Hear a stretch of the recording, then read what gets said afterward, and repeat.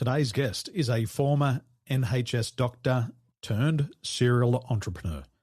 She's here to share insights on attracting high-ticket clients. Please welcome Dr. Tania King-Mohammed. Well, I should say Tania. I've got to get my pronunciation correct. Tania.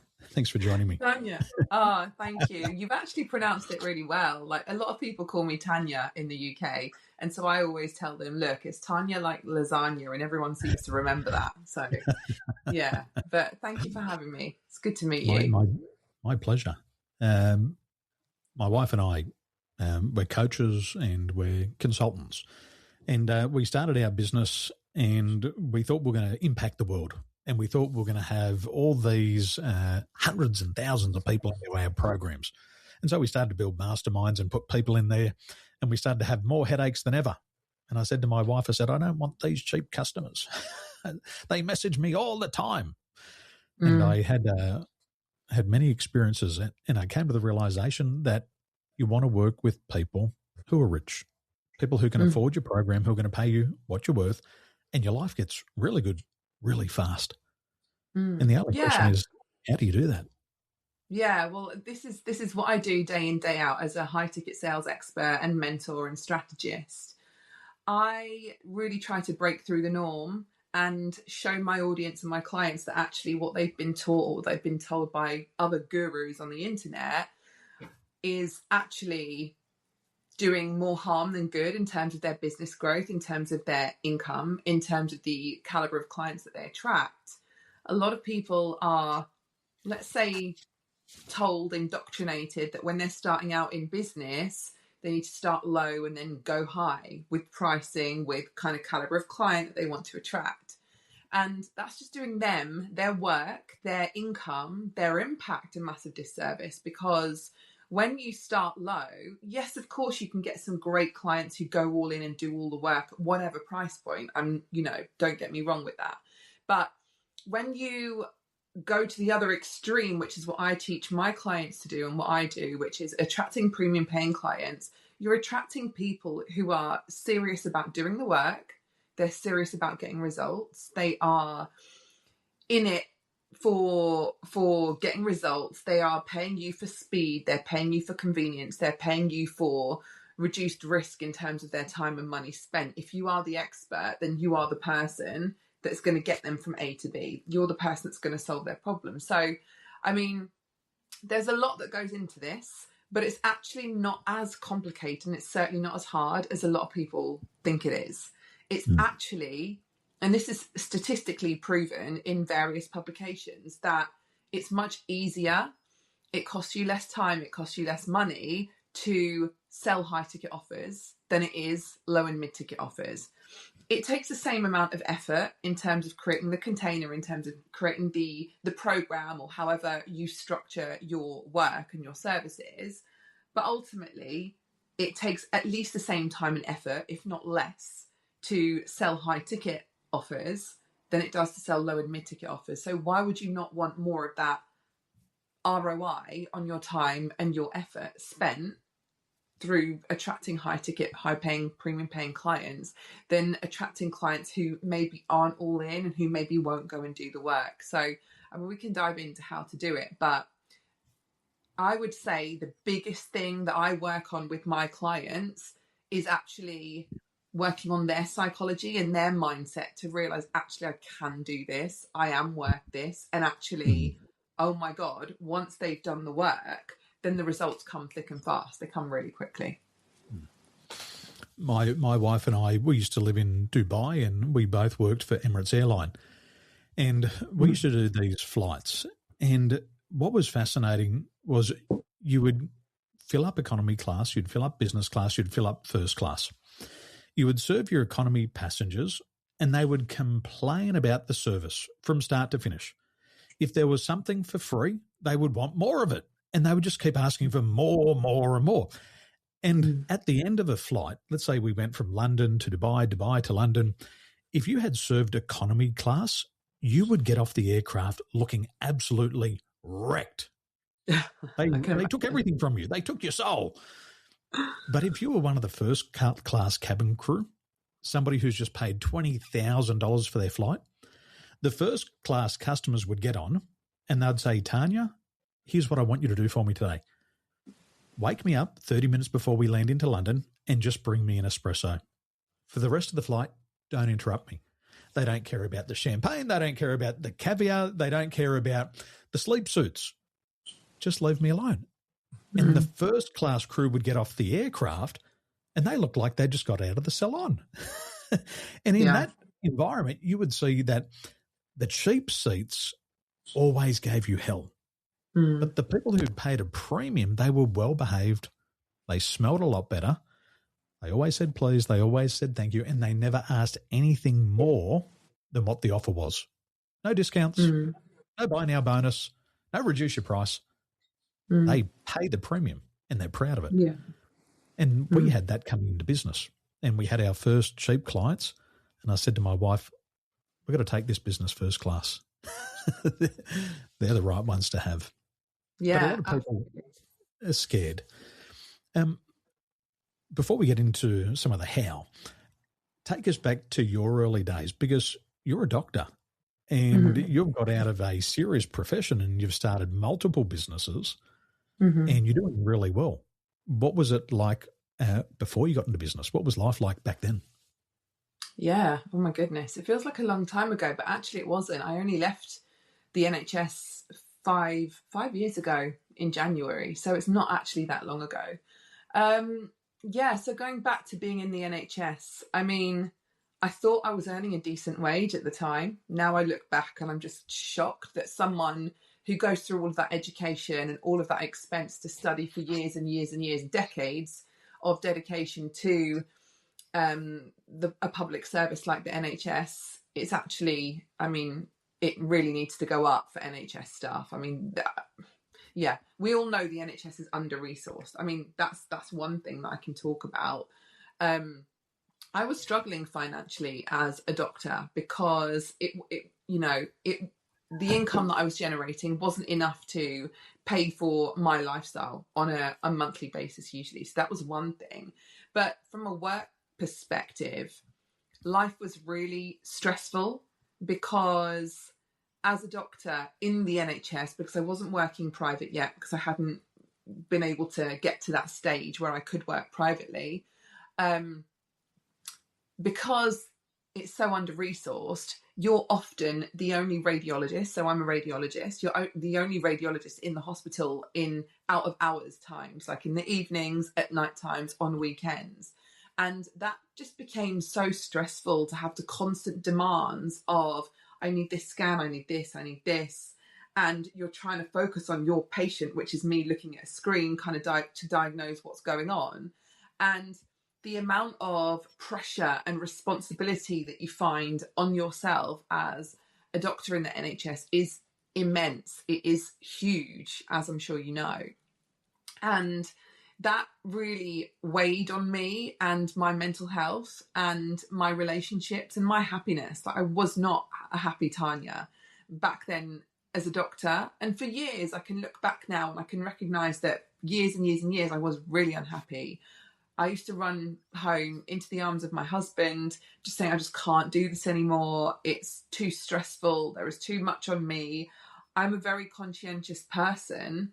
I think most people in the NHS or as doctors and medical staff have to be, by virtue of the fact that you're, in service provision. I found it really difficult not to take my work home with me. So I would always worry about patients. I would always worry if I'd done the right thing. Was this going to be okay? Are they going to be okay tomorrow when I go in? I just couldn't leave the work at home. I'd say some of the male doctors found that much easier, but I personally, as a female doctor, found that really difficult. And I had no sense of freedom. So, when you're in employment in any job, you have, let's say, 28 days of annual leave to go and explore the world. And I'm a big adventurer. Like, I live in Ibiza at the moment. We've just had that little chat off recording. And I'm a big adventurer. My husband's from Brazil. I'm half Middle Eastern, half English. So our kids are a real mix. I love traveling the world, and I've done it ever since I was 6 weeks old with my parents, luckily, and I'm very grateful for that. But it suddenly dawned on me that, how is this okay? And how have we, as a community and a society accepted that it's okay to have 28 days out of 365 days a year to go and travel the world and explore this beautiful world and planet that we've been gifted, and have to ask for 6 to 8 weeks in advance for permission to do so. And it kind of landed on me. I was like, that's not okay. This is not okay. This is my one life, and I'm not going to be waiting around spending 28 days here and there in chunks because you couldn't ever book it at the same time. That was one thing that really started to irk me. And I realised that I didn't have the freedom or the security that they say you have when you're in employment, or when you have a good job like a doctor, when you're highly respected and so on. And I realised that freedom was one of my biggest, highest values. And freedom of location was one of my biggest values as well. I didn't want to be tied down. So everything that I do these days is with the mindset and mentality and future proofing of, but can I do this from anywhere in the world? So all of this it went on for years and years and years, and it came to a crunch point. There was another catalyst in 2012, which is when I lost my mum to 13 months of her battle with cancer. And her story and her plans really shook me, because she was a psychology teacher, and she had told me for months and months and months before she got diagnosed in 2011, on the 11th of November at 11:11 in 2011, which is all a bit weird and a bit freaky. Like, if anyone's woo out there, then come and tell me what that actually means, because I'm not the biggest woo person, but I'm interested. Anyway, so she had told me for months and months that she was fed up with her teaching job. She was fed up with having a huge mortgage around her neck that was just weighing her down. She wanted to sell her property. She wanted to give up her job and go traveling the world. And when she got diagnosed, that was literally taken away from her overnight. She didn't have the opportunity to go travel the world, to go and explore South America, to go and meet other cultures and give back to other cultures where, they don't have access to all of the things that we have access to. And that was a huge learning for me. And I would say that it was my biggest pain that I've ever had to endure in my life. But it was also losing my mum, incredibly painful. It was also my biggest learning, like, Tania, what are you doing? Wake up. Like, do something with your life that actually really fulfills you and makes you happy. And so losing her was a huge catalyst in the mix of everything that was going on with me. And it came to crunch point where I was coming up to the time where I had to choose consultant posts, to be a consultant radiologist, and which hospital was I going to apply to? And my colleagues kept saying to me, where are you applying, Tania? And everyone held me in really high regard and said how brilliant I was as a radiologist. I, having imposter syndrome, didn't quite believe it. They were like, where are you going? Where are you applying for? I'm like, I said, I'm not doing this. And everyone was like, wow, but you're giving up all of this time, all of this money invested, all your studies and everything. I said, yeah, it's not for me. And that hand on heart was like the hardest decision I'd ever have to make, ever, because I naturally am not a risk-taking person. So that's what it looked like when I was a doctor back then. Wow. What a journey. So smooth. So smooth. I'm not sure about that. Yeah. As you stepped away from that career and you started on your new path, what were some of the transferable skills that you took away from your years of being a doctor? And the reason why I asked that question is that a lot of people have studied. A lot of people have worked. They got work skills. They got knowledge, but they can't see how they become transferable. And they always feel like, oh, I'm starting at the bottom. You're not starting from the bottom. You're starting from here with all of these foundations. Yeah. What was the realization with your transferable skills? So, I mean, the biggest one, I'm not sure if this is a transferable skill as such, but it was the respect and credibility and professionalism, like instantly, of my title that I gained through years of graft and work of being a doctor. So instantly people see you differently when you say you're a doctor. They're like, wow, oh my God. So she's highly intelligent. She's almost absolutely very trustworthy. Like, you know, you can't guarantee it, but you would like to think that anyone who is a practicing health person, you know, member of staff in the health services, that they are trustworthy, they're honest, they are, you know, conscientious. So that was instantly something big for me, that I'd realized that I'd achieved this. Whereas, you know, lots of people in business and in the online space, which is where I operate, I mean, that's really rare. You don't have a lot of doctors doing what I do, and people are like, wow, you know, like you've been a doctor, you're a doctor. So the credibility and professionalism and trustworthiness was huge. And I was scared to showcase that in the beginning, but then I've really lent into owning my title as a doctor, because I've earned it and I've put a lot into earning that, and that's not, you know, it's not to be sniffed at. That's huge. So that was one thing.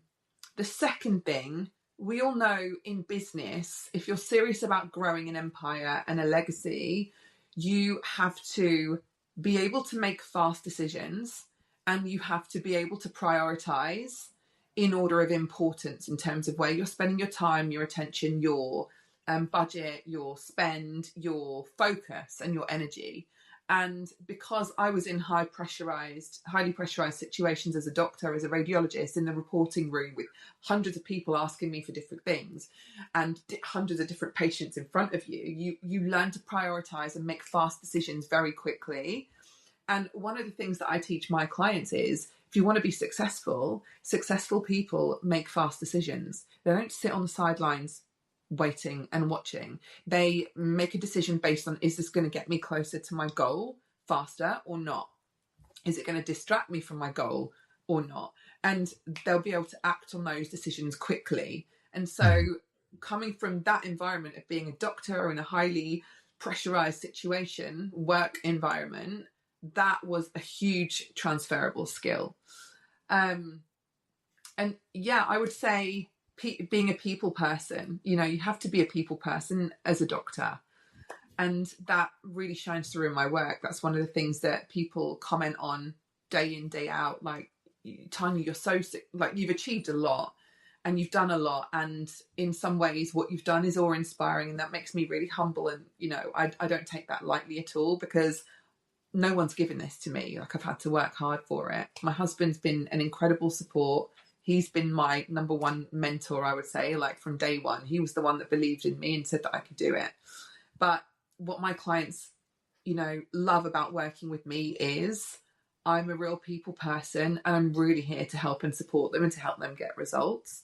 And I do believe that's part of me and my nature, but it's also part of a transferable skill that I've taken from being a medic and brought into being an entrepreneur.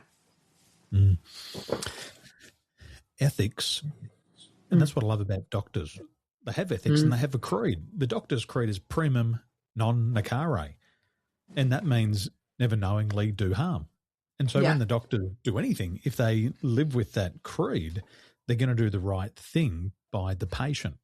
And I think that's a transferable skill into selling, because everybody in selling should also follow the doctor's creed. If you've got a business and you're selling something, or you're employed and you have to sell, your creed should be Primum non Nocere. And if your prospect senses that you're not going to do any harm, that you're not going to recommend something that's not right for them, they will find a way to buy from you anything, or they'll refer a friend. And I think that's a transferable skill. And even if you're not coming from medicine, it's something that you can adopt as a mindset. Absolutely. Absolutely.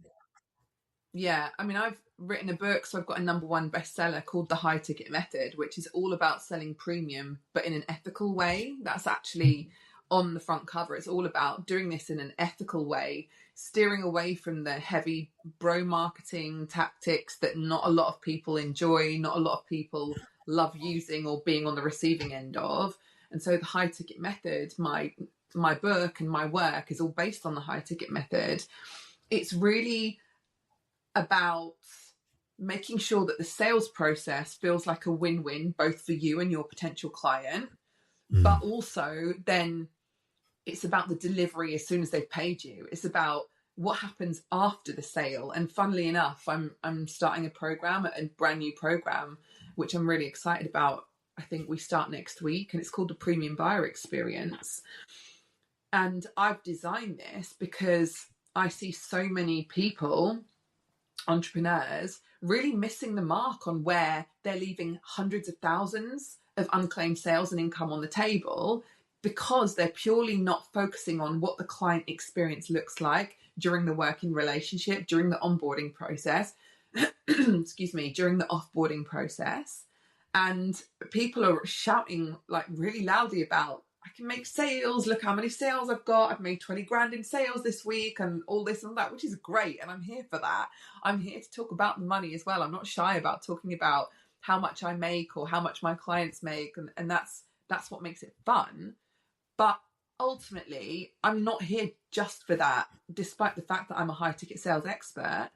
I'm here for, but how can you elevate your referral levels? How can you elevate your client retention levels? How can you skyrocket your reputation? How can you then elevate your revenue? Mummy's just working. Mummy's just working. Come in and join us.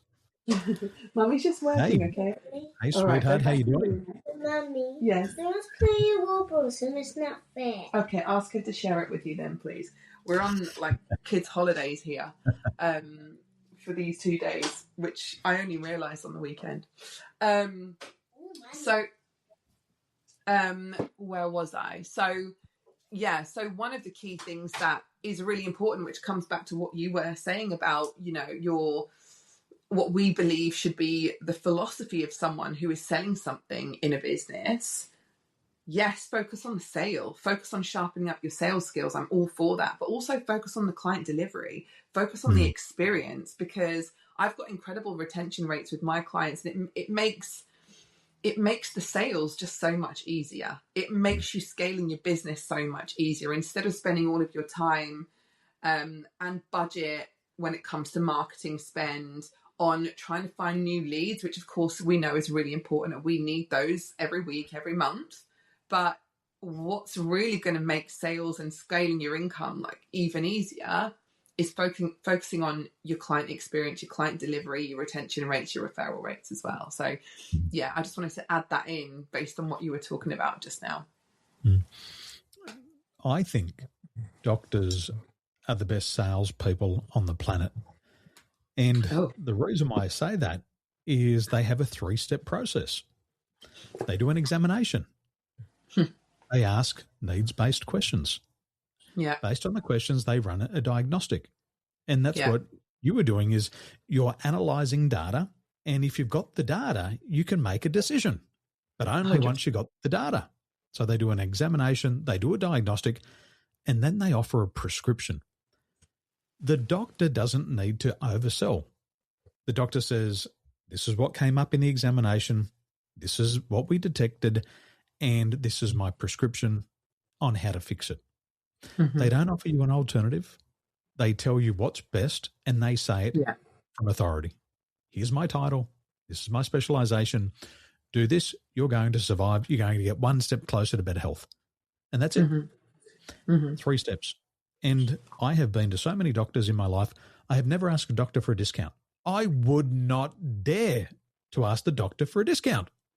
I wouldn't embarrass myself or the profession. I have spent maybe $15,000 to $20,000 at a time for operations. And I've never said to the doctor, can I think about it? Because I know what his answer will be. Daniel, take all the time in the world. On the way out of the door, make sure you schedule another appointment. My next availability is in 6 weeks. And just to let you know, if you go out there and think about it for 6 weeks, you're just going to do more damage to your knee, and you probably won't be able to get back on the water for another 12 months. So by all means, go and think about it. Did I say to the doctor, I'm going to think about it? Absolutely no way. No. It was very clear on the outcome. He'd never told me what type of needle he was going to use.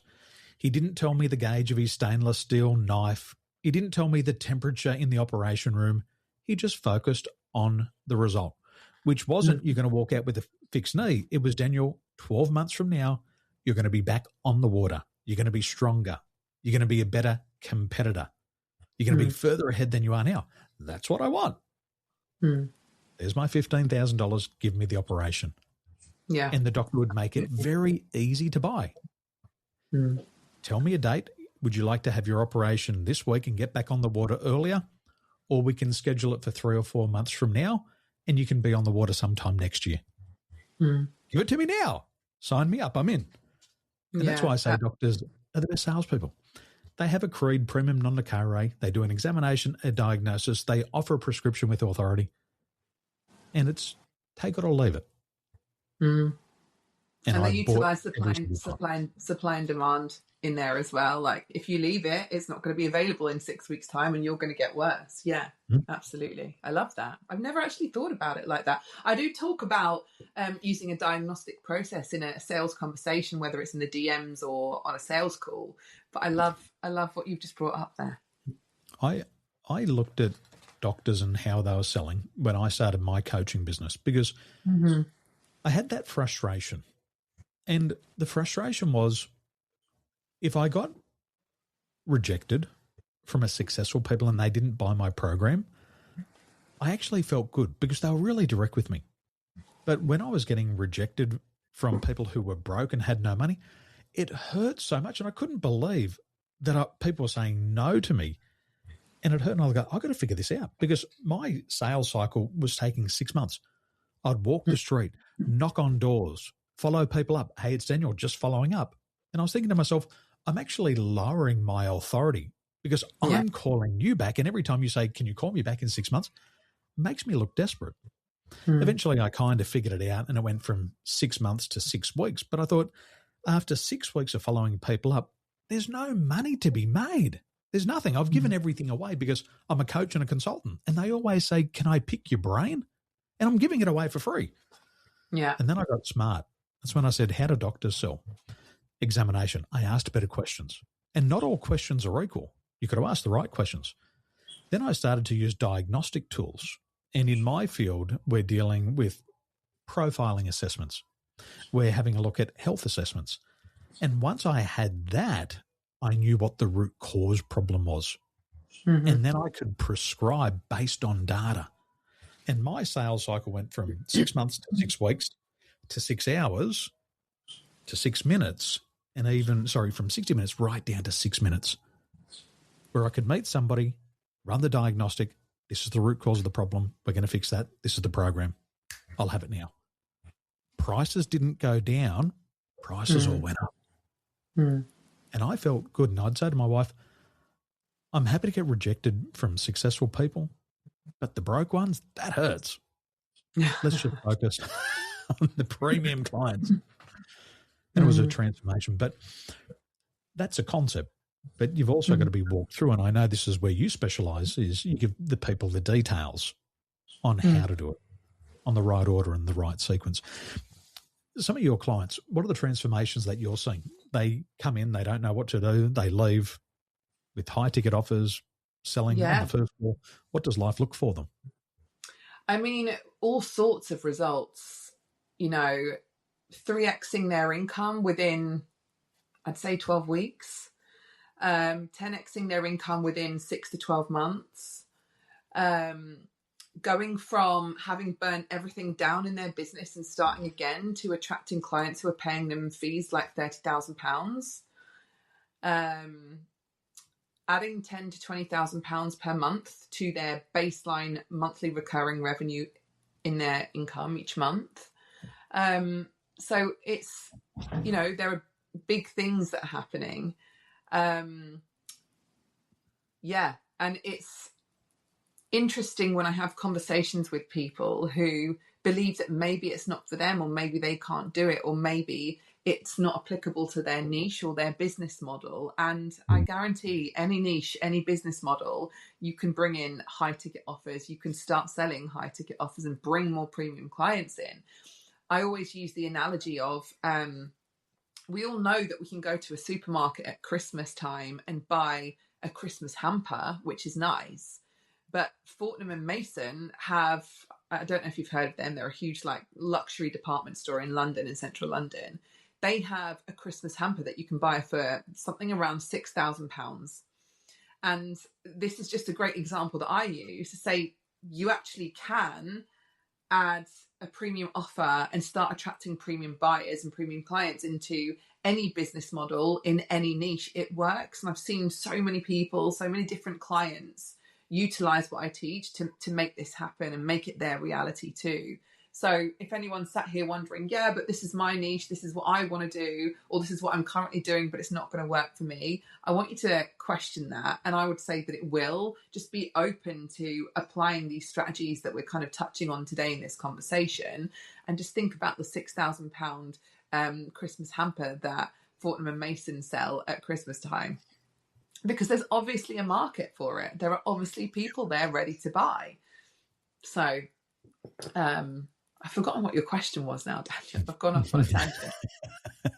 What does the transformation look like? And the transformation, yeah. Numbers, people might roll their eyes and say, oh, that's not possible. It happens all the time. I see it with my clients. I have people in real estate. They are in the same market, selling the same product and the same services to the same people under the same market conditions. One person is struggling to make $250,000 a year, and the other people are doing $2.5 million, and they're having more time off. And there's people out there doing it. And you don't have to be 100 times better than you are now. You've only got to be just 1% better in the areas that matter. Yeah. If you just, it's like when I started coaching, my coaching rate was $50 an hour. Now that was good because that was twice as much as I was earning at Emirates. Yeah. But I didn't want $50 an hour clients. I wanted premium clients. So I went through the journey of going from 50 to 100 to 150 to 250. And I got my fee to $250 an hour.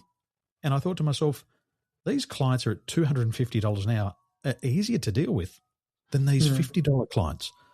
Yeah. What would it be like if I had $500 clients? I put my fee, my consulting rate to $500 an hour, $500 an hour. The clients were nicer. They bought faster and they were easier to deal with. And I thought to myself, what if I could get it to $750? And I went to $750 and it got easier and they stayed for longer. And I thought to myself, I would rather one client pay me $750 an hour than 10 at $75. It is easier. And it's happening. Absolutely. Yeah, absolutely. I mean, one of my taglines is, I will help you multiply your income without multiplying your workload. And, you know, who doesn't want to make more money or at least make the same money but work less? Like everyone does. Everyone would put their hand up if they, you know, if I said that, do you want this? People have a lot of resistance to it still. And so, you know, it's our job to show them that it can be done, it is possible, and it can be their reality too. And I understand where the resistance comes from sometimes, but ultimately, and because I've seen this time and time again, once they do the work, once they work on their mindset and their psychology, because that's the first step that I work on with my clients when we're going through this process is, you know, how valuable are you? Look at you as the expert. Why would premium clients come and buy from you? And I get them to do exercises to really anchor that into their mindset. And then we do the work around messaging and positioning and building authority, how to come across as the authority, how to build emotional authority, and then obviously the sales process and what that looks like as well, because it's all good if you're the authority, but if you can't sell, then it's still not going to work.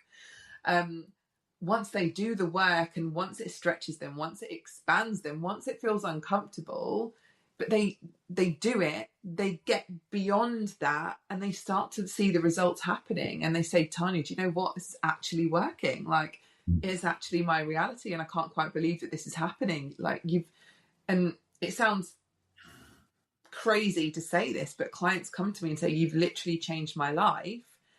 And again, I don't take that lightly, but I'm also like, well, of course I have, because otherwise how could I sell my stuff if I knew that I wasn't going to change your life? Like, that's what makes selling and sales so easy as well, especially at the high ticket level like we do. If you 100% back your work and unwaveringly, and you believe that you can change people's lives, you can change their business and or both, why wouldn't you be selling all day every day if you knew that you were going to create that impact? And that's a lot of the work that I do with my clients as well, because they come to me and some of them are feeling awkward about the sales process or feel like they're coming across as too pushy or selling too frequently. I'm like, love, most of your audience isn't actually seeing all of this stuff that you're putting out there. Like, let's up the frequency. And one of my mottos is sell as often as you want to get paid. So if you want to be getting paid daily, you need to be selling daily, multiple times a day. So yeah, it's fascinating seeing the transformation in my clients and in their work and in the results and the income that they generate once they do this work. Like, I know it's stretchy, I know it's uncomfortable, but on the other side of it, you've got the results, you've got the clients, you've got all of the things that you want. One of my newest mastermind clients, who joined a few weeks ago, she's just landed a potential contract worth over £1 million. And she's come to me and said, Tania, this is what I've been wanting for like a long time, but now I don't know what I'm going to do. I don't know what to say. I'm like, this is what you want. We're going to work through this. This is exactly what you've been calling in and what you've been working hard for. We're going to say yes. We're going to figure it out and we're going to do it. Like, you're not backing down from this. Stretchy times. What I hear with these examples is there's two sales. A lot of people and a lot of coaches, a lot of trainers focus on the second sale, which is getting the customer to buy. The first sale is the most important. We have to be sold on ourselves. Absolutely. I've got to be so sold on that I'm the right guy for this person that after that everything becomes easy. But if I am not sold on myself, I'm going to enter into that presentation or that call with all the fears, all the doubts, second-guessing myself, feeling like an imposter simply because I haven't sold myself. Yeah. And we have to take stock. We have to look to the past and say, what am I bringing into this relationship? And for me, one of the biggest things for me is I spent 5 years in remedial therapy because I was diagnosed with a learning disability. And for me, learning was incredibly hard. I didn't see things that other people saw. I didn't go to university because I couldn't pass the exams. But what I get paid for today is that ability to see things differently. My head's not stuck in the system. It operates outside of the system. So customers come to me, got this problem, try this. They report back, we sold 4 properties this week. That was worth $80,000 in commissions.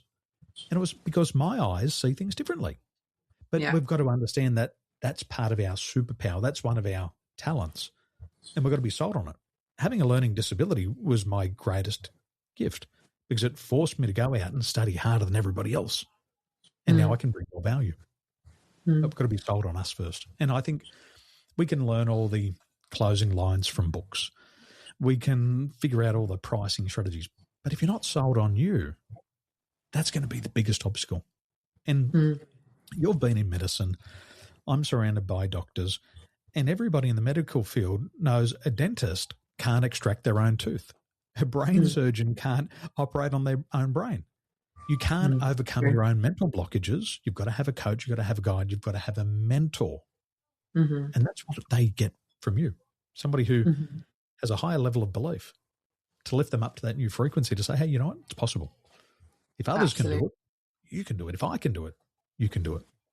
Yeah, absolutely. One of the things that my clients say to me often is, I really had to borrow your belief in me to be able to do this thing.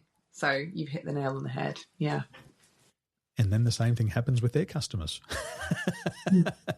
You believed in me before I believed in myself. That's important. My mentor in real estate, he said to me, Daniel, you're getting into real estate with no life experience. He said, but that's okay. He said, because at your age, at 19, you have enthusiasm. And he told me that enthusiasm would outsell experience 10 to 1. And I said, look, I don't really get what that means. He said, well, you're going to come up against people who have been in this field for 20 and 30 years. And what they're trying to do now is only rely on their past reputation. They're going to try to close the deal because they've been in the area for 20 years or they've sold 100 properties, but they don't have the enthusiasm. They don't have that excitement for the job. But if you go into these presentations and you say to people, look, I'm new in here, I'm backed by a team of experts, and I've got more energy, I've got more enthusiasm, and I want to get you the top dollar, and show them through your emotions that you want this deal for them, they will buy into the emotion, because emotion equals money. And he said, go and do that and you'll be fine. And I went out there with no experience. I had a couple of good scripts. Hello, sweetheart. All the time, but you don't help me. Come to check on your mama. Ask her to give it back to you now, okay? Good girl. Go on. Mummy's working, okay? Good girl. Shut the door, please. Thank you. Just like my babies. And I went out there and I was enthusiastic, and I showed them that I had a willingness and I had the energy, and that energetic, the enthusiasm transferred. Absolutely. It transferred from me to them. They bought into the emotion.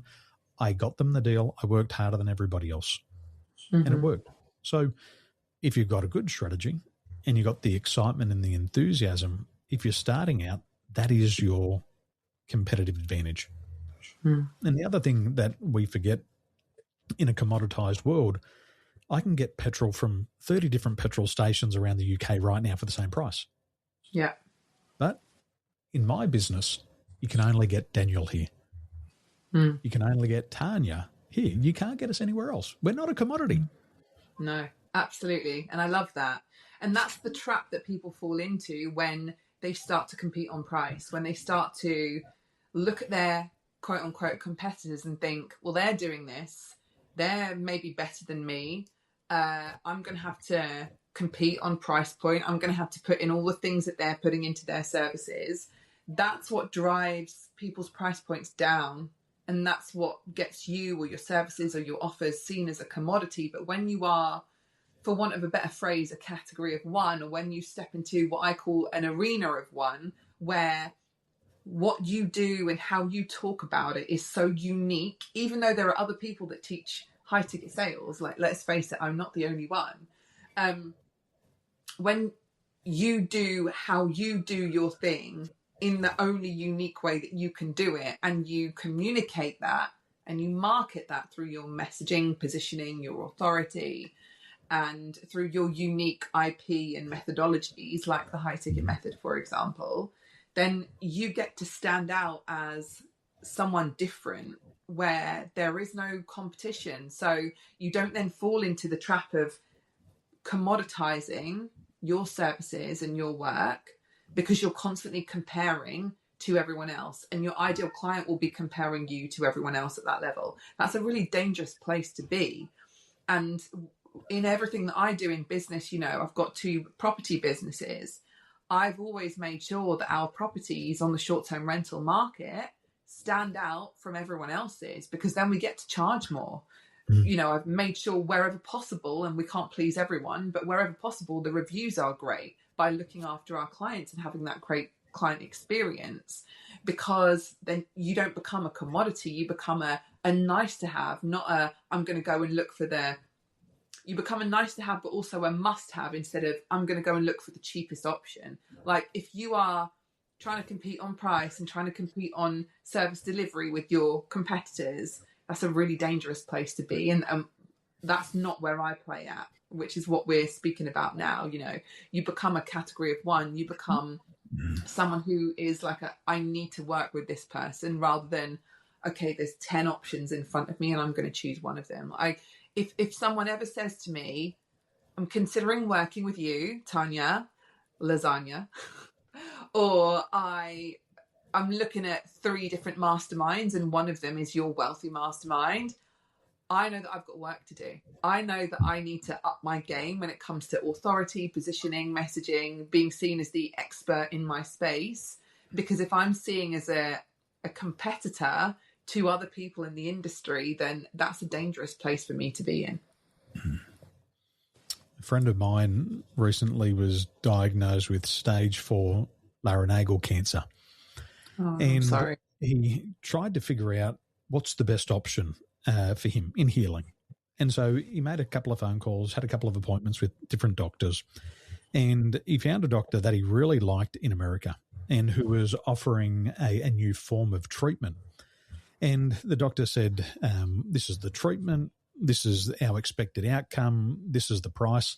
And if you decide that you want to go ahead with this procedure, we're also offering an $80,000 discount.